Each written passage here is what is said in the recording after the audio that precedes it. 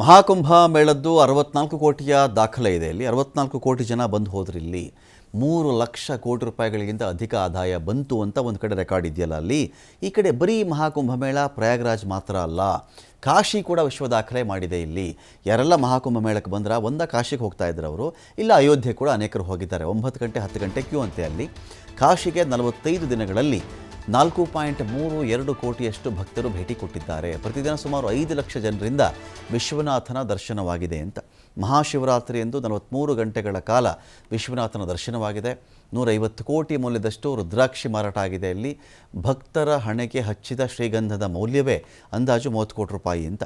14 ದೇಶಗಳ ಸುಮಾರು 1 ಕೋಟಿ ಭಕ್ತರಿಂದ ಕಾಶಿ ವಿಶ್ವನಾಥನ ದರ್ಶನವಾಗಿದೆ. ಇಲ್ಲಿ ಶಿವರಾತ್ರಿ ಎಂದು ಒಂದೇ ದಿನ 25 ಲಕ್ಷ ಭಕ್ತರು ಭೇಟಿ ಕೊಟ್ಟಿದ್ದರು. ಕಾಫಿ ಟೀ ಅಂಗಡಿ ನಡೆಸ್ತಾ ಇದ್ದವರು ಕೂಡ ಈಗ ಹೋಟೆಲ್ ಮಾಡೋಕ್ಕೆ ಶುರು ಮಾಡಿಬಿಟ್ಟಿದ್ದಾರೆ. ಅವರು ಅಷ್ಟು ಆದಾಯ ಬಂದಿದೆ ಅಂತ.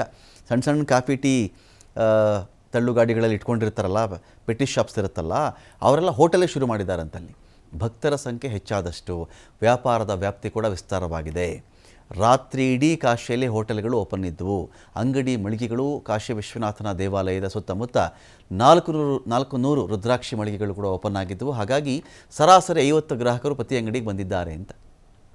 ಸೊ ಓವರಾಲ್ ಆಗಿ ದೊಡ್ಡ ಮಟ್ಟದ ಒಂದು ವ್ಯಾಪಾರ ಕೂಡ ಅಲ್ಲಾಗಿದೆ ಅಂತ.